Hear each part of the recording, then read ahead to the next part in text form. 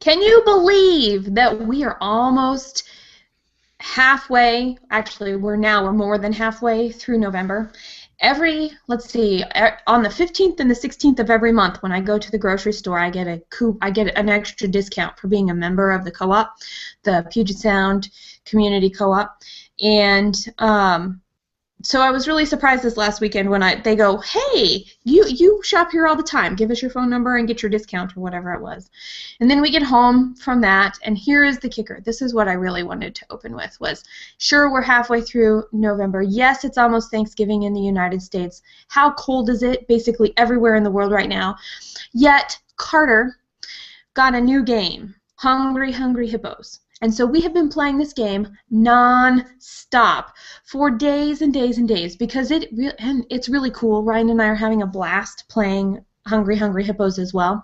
The best part is when it's Carter's turn, he says, okay, do you have it queued up, Scott? Because this would be, after I say this, it'll be time to go to the open. Get ready! Get setty! Go-y!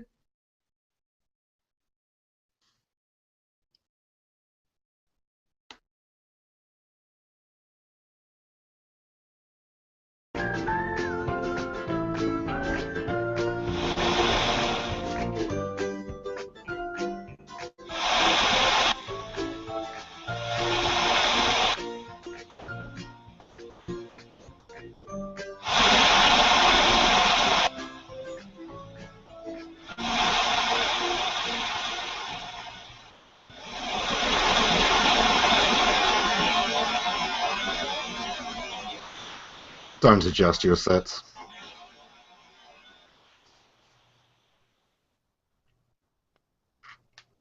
We have takeover. Yes, I thought I'd bring myself into this little conversation. You see, I wasn't sure you were going to ask enough curmudgeonly questions. And let's face it, we all want curmudgeonly questions. Joey Giangola is a very, very nice man, but we don't want fearlessly questioning. We want to see his guests terrified with what might be asked. We want terrifyingly questioning whoever we can get. And that's what I'm here for today. So, without further ado, it's time for the evil beard stroking towards Miss Jess Dewell and Mr. Scott Scowcroft. Yay! I'm kind of scared, and if you would, Scott, please unpin me. Ah! You are. Okay. I'm in now. Amen. Where did you come from? No. Where did you come from? And I don't know if I'm ready for curmudgeonness. I don't know if it's in my being. It's not so much a hostile takeover as a unplanned ammonisation of Jess plus Scott plus me. Or rather, as I'm going to call this show, Jess plus Scott plus me. Yikes! Yay! This is awesome. And you guys, we have to give it to Amen because it is, what time is it where you are? It's 3:20 in the morning. Yeah. So he is either a night owl or an early bird. Either way, I'm never up at that time. So thank you, Amen. We're really excited to have you. I just have to imagine it's an all-night drinking session without the booze. Well, we could have arranged that to be slightly different, you know. True. Still, yeah. I am looking forward to this because there's a lot that I still want to know about both of you, and I'm sure the audience are feeling exactly the same way. Whether you want everyone to know all of these things, well, that's going to be, you know, what we'll find out during the show, isn't it? Well, this was supposed to be a what is it called? A point counterpoint, but with you injected into the equation, it's a point counterpoint pointed counterpoint point. I don't know what it is, what to expect. And neither do my audience. No, in that, if every time you hear point from now on, you have to take a drink, we'll have the whole audience in bed before halfway through. Absolutely. Okay. Did you hear that, everybody? This particular turkey talk with Jess and Scott and Amen is now a drinking game. wanted to make sure y'all got that. So whatever you happen to be drinking, whether that be Kool-Aid, whether that Kool-Aid happens to be spiked, or tea, or if that tea is spiked, or if you're just going to just flat out bring on the hard alcohol, or spike your coffee, because we really don't know what's in Amon's cup over there. Nobody knows what's in my cup. Nobody knows. It's the secret recipe. Bill's on board for that. Somehow that does not surprise me in the least. Hi, Phil. Hello, Phil. Oh, right on. Can we postpone this any further, Jess? We sure How much longer can. can we stretch this out before Amon starts questioning us? Oh, I think this is great. So for anybody who has not joined us for a point counterpoint before, in the past we have brought questions that we did not know the answer. We did not tell each other about, and if we were really good, and for the most part, the first time we did this, we ended up both answering the questions, so we were kind of surprised because neither one of us were ready to answer our own questions. So we actually had this completely off-the-cuff experience, and that's what we decided to do for our shows. And then we had this wild hair that how cool would it be if we had somebody else kind of jump in and help us. And before we knew it, we didn't even have to do much of anything. Amon offered to come and take over. And we are so glad you are here, Amon, in your curmudgeonly way. It has to be done. You know, here to protect lawns the world over. I love it. Okay, so we're going to turn it over to you, and who knows where this is going to go, huh? Well, Someone knows where it's going to go. Question has to go to both of you, because this is one I think everyone will want to know. And it's getting to the roots of Jess plus Scott plus me is... Let's start with Scott. Scott, how did you first meet Jess, and what was your first impression? Oh my gosh. Well, this is a story. I was brand new on the platform, and maybe had been in one or two hangouts, and was in the film strip with Ray Helt in his lunch bunch. And here was this person I'd never seen before. And so at the very beginning, we're talking along, and we're talking about everything. And I like to talk about the weather because that's always a safe subject. And I said, well, you know, I'm here in Seattle, Washington, and it's raining. And then it becomes Jess's turn. And Jess, do you want to pick up the story from there? And I was like, hang on just a second. Where are you in Seattle? Because I actually happened to join this particular hangout from my mobile office, which is inside Eduardo, my Mazda 3. And I held up my laptop and I pointed out the window, and I'm like, because I'm in Issaquah, and it is the most beautiful day you have ever seen here. And come to find out, Scott was 13 miles away. So it was a little bit overcast, and the weather forecast was that it was supposed to rain later that day. So I thought, and I just love the idea of the Lower Seattle Chamber of Commerce, which means that you tell everyone that it's always raining in Seattle so that they'll come and visit maybe, but they certainly would never think about doing what I did, and what I won't speak for Jess, what I did, and actually moved to the Puget Sound area. So she kind of called me out on a live program, one of the first hangouts I was on, and that was what, about a year and a half ago, Jess? I think so. Yeah, I think so. So and Ray Hills is our common route. And what are the chances of an international broadcast like that two people just out of chance would be 13 miles apart? Yeah, that's always one of the funny coincidences. It was similar for me in the early days of the internet. I'm talking on a forum, it's an American forum, everyone thinks I'm American because, well, I'm ahead of the curve, therefore I'm probably in the States, and the guy I'm talking to is literally 2 miles from me. Those are the coolest stories. That's very cool. So, yeah. The second part, which you kind of ducked there, and I'm not going to let any ducking there today. What were your first impressions? Well, Jess was in a car, and I thought that was super cool, and I thought she looked pretty good, and I was very she was in the film strip because too often there's too much testosterone. There are just too many guys in the film strip, and I thought that she was really super smart. So that was my first impression. There you go. He thought you were the stocking filler in the film strip. It's terrible. I know, right? I get that a I lot. know. Throughout my entire career so far, that is something that until I open my mouth, people are like, "What? What are you actually doing here? Who did you come with?" You're putting words into my mouth, Aman. So, what was your first impression?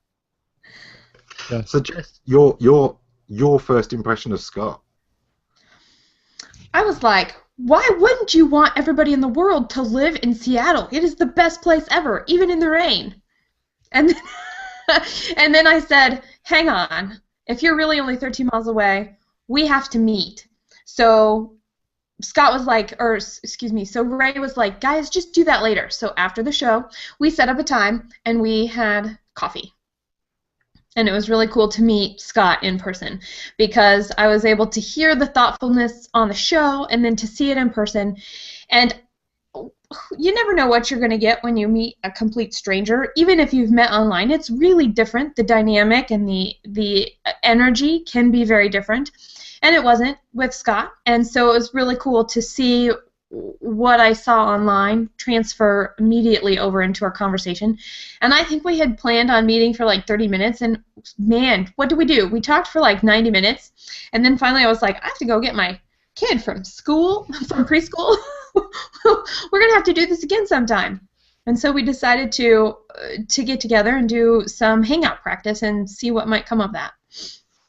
Excellent. And it was only supposed to be practice. That was all it was supposed to be, is so that we could learn the craft a little bit better than what we knew. I see in the comments that Phil has noticed Neville behind me, and yeah, he's there to freak people out, Phil. We've just introduced him to a whole load of users who've never read the manual, and you can see he's not impressed.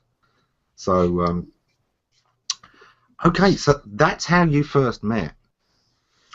What made you first decide to do a show together? And what were you hoping to get from that? Well, I think it was practice for Scott. And I was like, sure, that sounds like fun because I want to keep learning and growing, and who knows what will come out of that for me. And so we decided that we would do this, and we went through all the steps, and we figured it all out, and we started having shows, but we didn't tell anybody. So literally we were keeping it to be our sandbox. And then one day, all of a sudden we get this, I don't even remember this part of the story, Scott. Well, it's a little bit of my story. We had 3 or 4, maybe more, under our belt. So all of these are pilots. All of these are practice. And then what I would do is I would edit. We had so many mistakes, or at least I was so nervous about it, I would return and I would heavily edit each one of the programs so that anything that might be embarrassing was taken out. And then maybe if someone saw it, it would be okay. And I'm at home one time, and I get this call from Ray Hiltz, a video chat, and I never get video chats. And he's one of the icons of the internet, one of the leaders, one of the part of the first wave. So I was really impressed that he might actually call me personally. And he said, I just happened to be watching your latest show, and I think it's great. And I practically had a heart attack because he wasn't supposed to see the unedited version. He was only supposed to see the sanitized one. But he said, well, that's why I liked it. It's because you're you and you're authentic, and you shouldn't try and be anything other than that. So I took a chance. I took a chance, and I thought, okay, well, from now on, I'm just going to try and be myself and see how things fall out. And that's, I think, when at least I decided that this would continue on as a new series where we would actually be serious about presenting the best program that we could, but also be as authentic as we can be as well. Jess, what's your side of the story? We're supposed to be being serious. We're supposed to be serious? Yeah, really. I thought I was. I'm like, really? We're supposed to be being serious? I'm not quite sure I'm there yet. No, it's, besides, we do a lot of practice. Yeah. as opposed to practice. And we changed from the Jess plus Scott plus you show, no, the Jess and Scott show to the plus Jess plus Scott plus you show, which I always thought was nice because it's that play on G plus. And we're really putting the U, even though it's last, we're putting it first. We're putting it in capital letters and so forth. Mm-hmm. And I'm really big into I act to plan, and in the acting to plan, the way that this came about was perfect for me. It's like, okay, we get to see how it is, we get to see where our strengths are, we get to see what we can take on, and how can we divide up each of the things that we're trying to do mechanically and still have a great conversation. And I think that was a really neat piece for me. And then as it evolved, it's just like, yeah, sure. And then all of a sudden, we have people watching us. All of a sudden, we have people that are interested in being here, and that upped the stakes. And as soon as that happened, I was like, right, all right. Not only did we come into this just to practice, it turns out we're decent at this and we have a good time. So how do we continue to do this? And how do we position ourselves to be different? And how do we have a good time and not forget how to laugh? Because I think that's really it. We can talk about some pretty tough subjects, and they sometimes relate to business, and they sometimes don't. They all relate to life, and we're all in this life, and we're all on some sort of a journey. And so that's my addition to the answer. Excellent. So that brings me to my next thing. Scott, you're generally quite a measured person. You're a little bit cautious at times. You love the big plans, but you can sometimes get a little bit nervous about the details. Has doing the show helped with that? Has being with Jess loosened that up? Oh man, I have so reinvented myself in the last year and a half. I mean, it's drinking the Kool-Aid or whatnot. You're right. I have. There are just so many things that I feel that I've done personally, and I've grown more in the last year and a half in certain ways than I have in memory. It's just been life transformative, and it seems so odd that a social platform would do something like this. I still, it's, you know, and people who haven't experienced the friendships and the relationships and engagement that we feel, you know, people on the outside just don't understand it. But you know, I really feel that I have gone outside my comfort zone, and Jess has helped me with this to just explore, you know, what can happen. And you know, so I hope so far so good. It was a very perceptive question. So, Jess, the opposite to you almost, in that I get the sense that while you do have backup plans, you are very much a go-for-it person. You know, you're a act and make the plan up as you go along. Have you learned more about planning from Scott, or what has Scott brought into your life? That's a really good question. I would say. Okay, I'm going to interrupt here. I'm going to hijack. I'm going to. This year we have all of our shows planned out between now and the end of the year, and we've got a good idea for 2014. That's Jess. That, you know, I will be okay. Do you think we can get a guest for later this, you know, for next week? This season was going to be entirely different. So, if there's we have our respective strengths, and pre-planning in that way is one of Jess's strengths, and I want to proclaim it publicly because it's just made all the difference in the world. Okay, Jess, your turn. Okay, I don't know what the question was. What was the question? No, I'm kidding. I got. That's what happens when your question gets hijacked. It's all good. What have you picked up from Scott? That's the main thing. That I feel like I'm getting an insight into a future phase of my life. The more that Scott and I work together, and the different places that we are, not only in our families and in the journeys that we're on, but also how we look at the world from our experiences, it's really nice to have and see and go, oh, okay, how cool is it that we aren't the same, and that's actually what makes us pretty awesome. How cool is it that even if we walked similar journeys in different parts of our lives, that our own personalities are so different from that. So for me, Scott has really added to my life because he's one stinking amazing dude. And he has great stories, and he has a really big heart, and he really cares about everybody that he comes in contact with. And that is something that I hope to continue to grow and be able to grow into as I go on my journey. When I'm Scott's age, I hope I'm half like Scott. I'm Oh my half as God, much as Scott is when it comes to the people and the care that he brings to his relationships. it's very sweet. That's always nice. And I just want to quickly point out to the audience that if they've got any questions they particularly want to bring up, stick them out there and we will get to those as well. But in the meantime, I will carry on asking. Does that mean questions they might have of you, Alman? No, of you. Well, I suppose if they ask, I'll throw myself on the fire as well. But people see too much of me. They get too much of me. It's you two they want to know about. So, do you know what? I'm going to do one of those questions I think everybody should be asked sometime. And this is,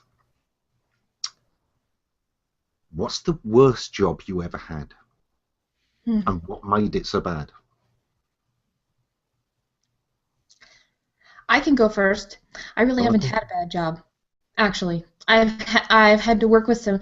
The hardest part about some jobs were the people that were my colleagues or above me or below me that had really poor attitudes. So the job itself was never really something I would say was a crazy, bad, horrible job. But some of the people that I ended up working with and the cultures that I didn't know how to sort out before I joined, I inadvertently found myself in situations that I didn't like very much. Yeah. Yeah. Scott? I could take that in so many different ways. I don't, at one level, I don't think I ever had a job I didn't like because at one time I was a workaholic and I kind of identified myself in relationship to the job. I'll tell you a job, a couple of jobs, two extremes. One of them is I moved to Seattle and I ran out of money, so I ended up pulling staples and replacing them with paper clips for 9 months. And it was a survival job, and it was for Wits Air Freight, and there was me, and then everyone else were Vietnamese refugees, people who came in, and they were very kind to me because they were all more skilled at all of the jobs in this, paperwork job. And I'd listen to NPR and, walk to work, and that got me through a pretty rough time. But I you look back on jobs like that, and it was just fine. And I managed a television studio for a long time, maybe longer than I should. And there were some pretty rough trolls out there, and they played hardball. And in some regards, that was the worst job I ever had, simply because it was pretty tough.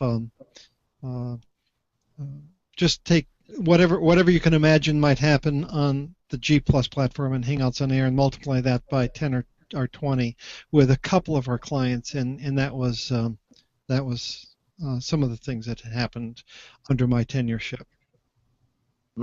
Interesting.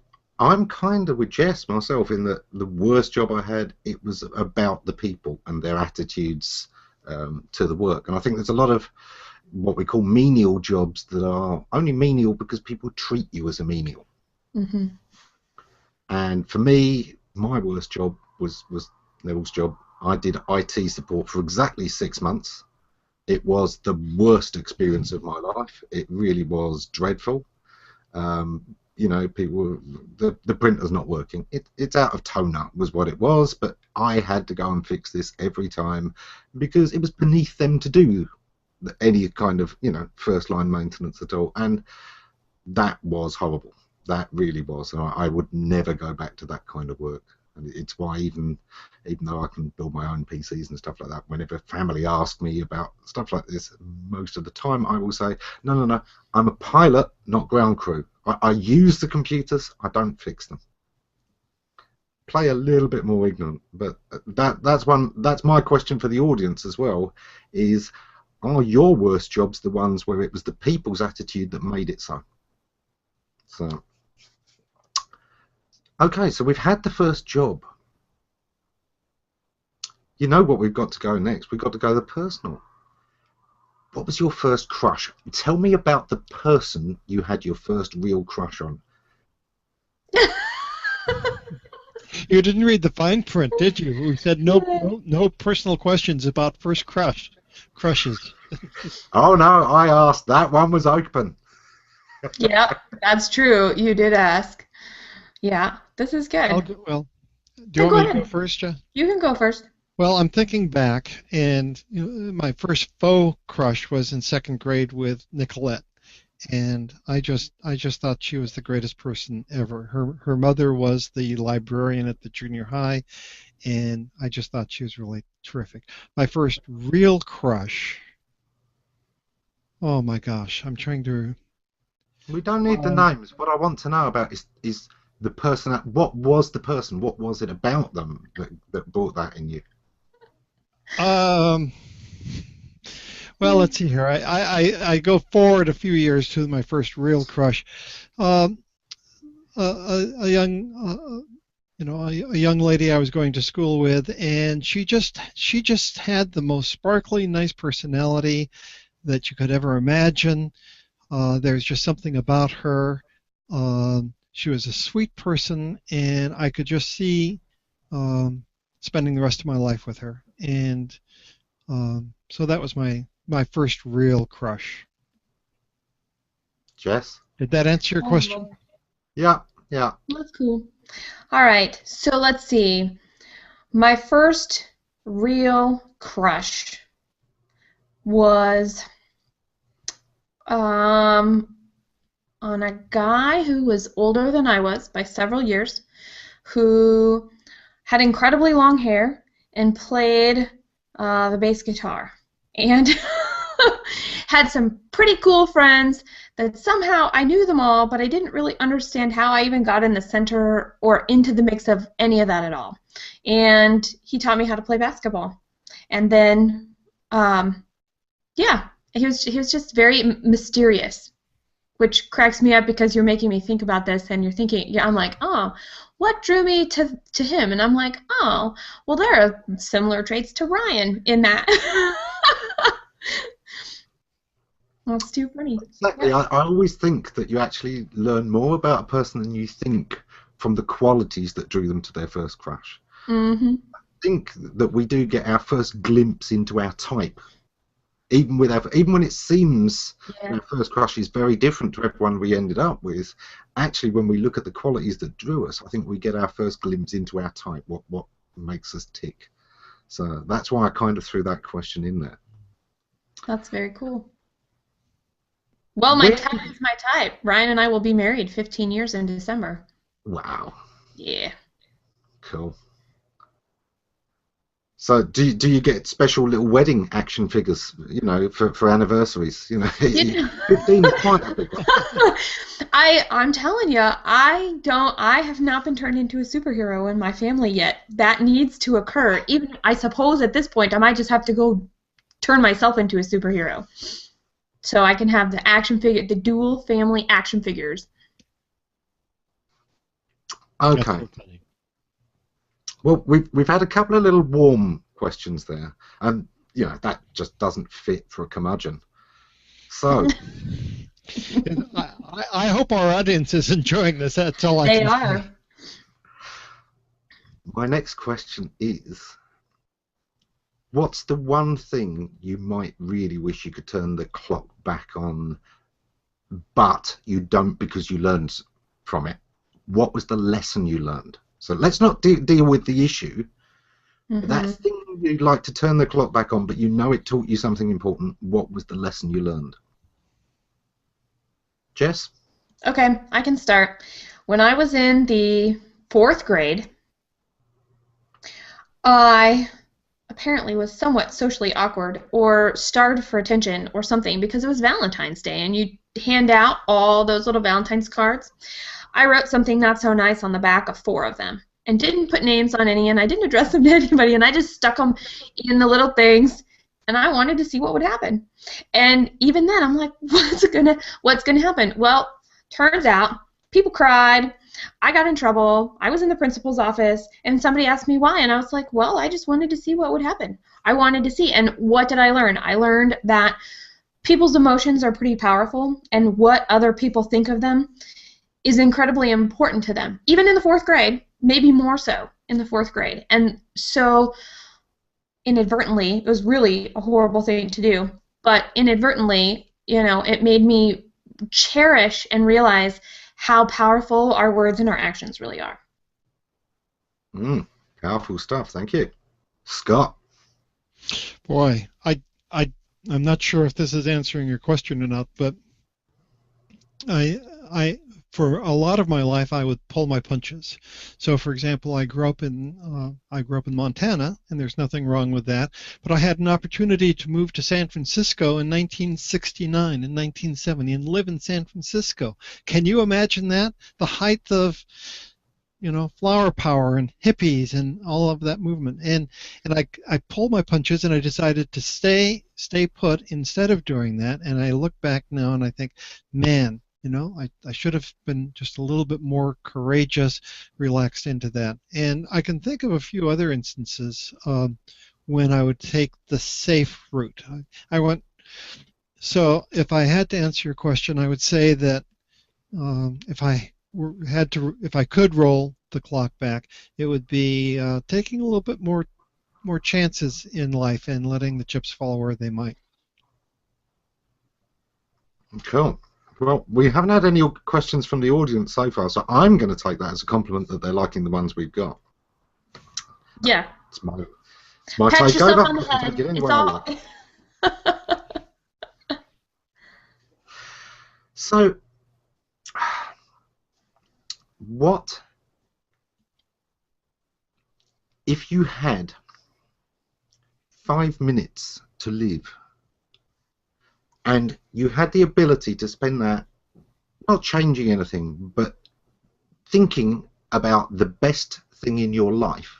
What would you spend that last 5 minutes thinking about? Jess? I would remember every voice and every person that I have met, because even if it's a stranger passing on the street, there was an exchange of energy, and that person was supposed to be right there in that place in that time with me. And so I would just spend that time going through each of those moments to realize and remember the amazing journey that I had here. Cool. Scott? And my answer is similar, but the exact opposite. I would meditate or contemplate on a person who's no longer with me, who is very special, and wrap my mind around the time that I'd spent with her and so forth. So that would be my answer. Yeah, that one kind of speaks to me, because I'd definitely love to spend one more little conversation with my father, who I miss very much. And that would certainly be one of them. But I've had quite a full life. I think I'd have quite a lot of replays to try and fit into 5 minutes anyway. Okay, so we've sort of looked at lows and highs professionally. Personally, and this one's for you, Jess. What do you hope your retirement eventually looks like? How do you see yourself then? What family do you have? Are they close? Are they distant? How do you spend those twilight years? Holy macaroni. 1, retirement. I can't even imagine what that would be. 2, when I am in my 60s or 70s or 80s, I know that my immediate family and my nieces and my nephews, I expect to be as close to, at least as now, maybe more so than I am now, because we are all separated by distance.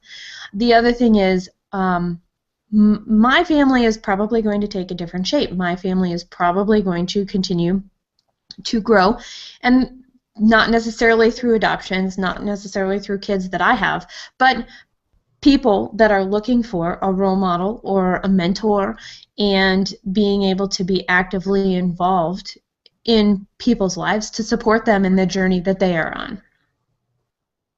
Yeah, yeah, I like that. So, Scott, for me, it feels like you're a long way from retirement too. So, actually, the same sort of question. Where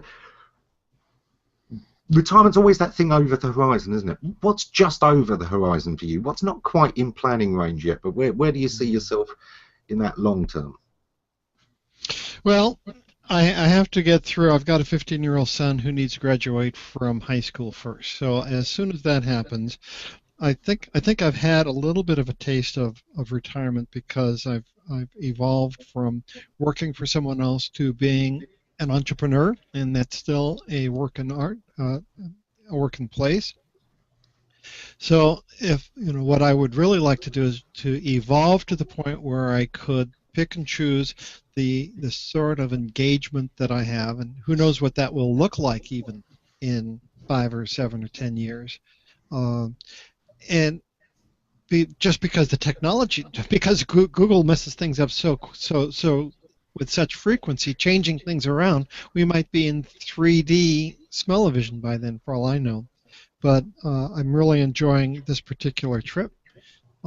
And also, when one gets to be in the early 60s, as I am, it just really changes your perspective. You feel that you can see your horizon, whereas if you're in your 30s, the horizon is so far away you can't even make it out. So I feel pretty close to retirement, but it's not going to be the retirement of our parents. It's going to be a baby boomer retirement, in that we remain as active and as self-actualized as we possibly can imagine, for as long as we can. And so that's what I'm anticipating. Okay, excellent. Well, we've got some audience questions now, so I'm going to start firing these in, and we're coming on to the hour, so we'll go reasonably quickly. We've got some good quick-fire questions. So Michael Daniels asks, which is your favourite game show? And this time, let's take Scott first. Well, unquestionably, my favorite game shows of all time, and this even includes from growing up, are the ones that are on Hangouts on Air nowadays. There's Plusword, and then I think it's called Playing with Matches is one that has been on the last couple of Sundays, and those are just an absolute hoot. I plan my entire Friday night and my entire Sunday night all around being able to take a look at those game shows. So that was an excellent question, Daniel. And people should tune in. Jess, you? Growing up, it was Jeopardy! As an adult, I'm with Scott, and I have to admit the version that Michael Daniels does of Hollywood Squares is my favorite. I'd say that is my favorite, which means, and I would put it right up there with Jeopardy! From when I was a kid too. Very nice. So, Kristen Drysdale asks, her question, single most favourite word and why? What's that word that just lights you up? Jess first. I don't have just one. What's the first one that came to mind? Yellow. Okay. Right? Yellow. It's my favorite color. It's been my favorite color my whole life. Never has changed. Yeah, that's part of your sunny personality. That's what it is. Okay. Scott, what's that word for you? I don't know if I can go with the favorite word. I'll tell you what popped into my mind immediately was and it was because I don't know if it's because it's the favorite, but that's the most universal word, that's the most universal sound. At least I read this someplace, and if you read it on the internet, and if if it's on the internet, it has to be true. But that is a sound that transcends cultures and transcends time. So if I had to come up with something, why not go for something that transcends time and cultures? Oh, that's a nice one. In which case, I will take the next question out of context. What historical figure would each of you like to meet? And what's the one question you'd want to ask that individual? So, Scott, that follows on from this time thing. What historical figure would you like to meet? And what's the one question you'd ask them? And I will allow personal history in this. Now, what about personal history? That I will allow that rather than, you know, famous history. It doesn't necessarily have to be somebody famously historical, but what historical figure or personal historical figure would you like to meet, and what question would you ask them? Well, I think Winston Churchill would be a terrific person to meet because of his humor, and I would just ask him to say something funny. Winston's a great curmudgeon. You know, oh, he's Amen approved. Okay, that's right. Oh yes, madam, I'm drunk, but tomorrow you'll still be ugly. And Jess, what historical figure? I would have to say Eleanor Roosevelt. And at the time I met her, I would ask her what book was she reading right then. Very good. I wonder if you'd be disappointed if it turned out to be a not very good book. You know, she's reading some trashy romance novel. Actually, in fact, that would make me like her even more than I already do. I'll be honest. That's one of the reasons I like to ask people what they're reading or what's on their nightstand or what do they carry around in their bag, because sometimes it is trashy romance novels. Even my masculine friends carry around a little bit of trashy stuff once in a while, so you never know. Okay, Kate Bayer gives, what's the one thing you would do tomorrow if you had the money to do anything? So, money, no object. What's the one thing, what would be the first thing you'd do if money was no object? I was thinking, oddly, I was thinking about that this morning, and I have some friends who have enterprises that they are launching that are very exciting, and you know, one of the things that is keeping it down is money, and so I would give them, you know, I would underwrite the necessary funds so that they could go off and write additional books and not have to worry about the books that they already have in the pipeline.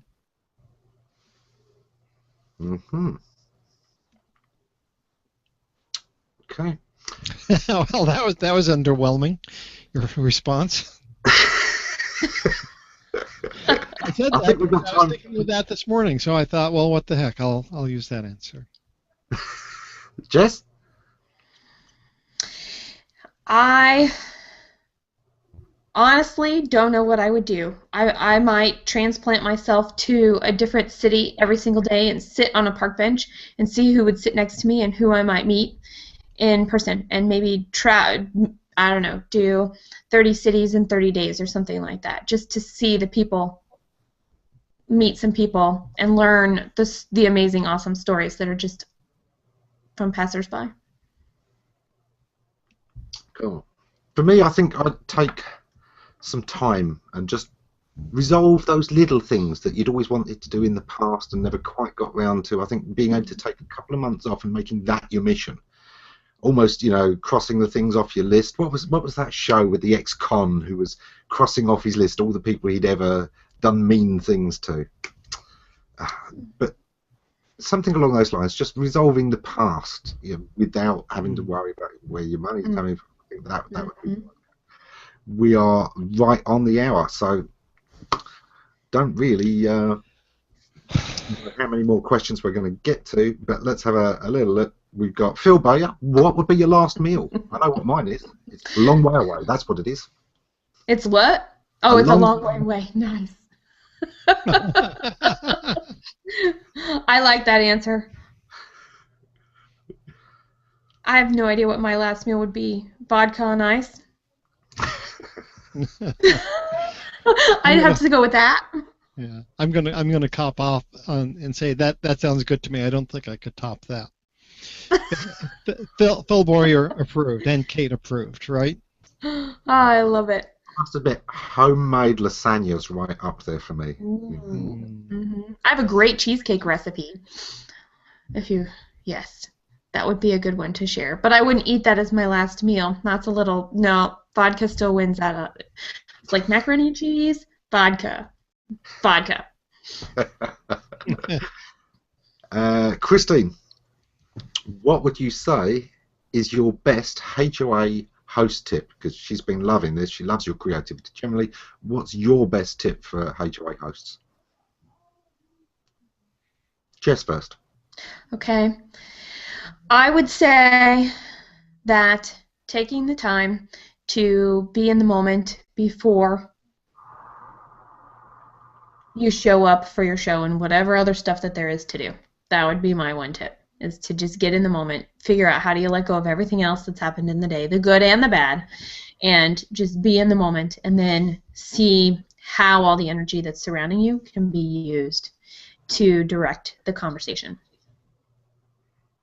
Scott? And I would say my best tip at the end of the day, aside from being technically competent and all of those things, is be courageous and be yourself.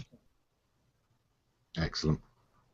Well, thank you for letting me completely take over your show today. Thank you for your answers and for letting me learn so much more about you. I've loved this time. So I will let you two wrap up your show. Well, I think we have to. I will say a few things and then toss it on over to Jess. And all I have to say is thank you, Alan. This has been fun. It's going to be fun watching it in replay, and we are just so honored. That you got up early in the morning and that you were kind enough to ask us these just harmonized questions, which is just absolutely special. Made the program, made my week. Made my month. Thank you, Roman. Oh, yeah, baby. I can't say it any better than he did, so I'll just put my little spin on it. You brought it.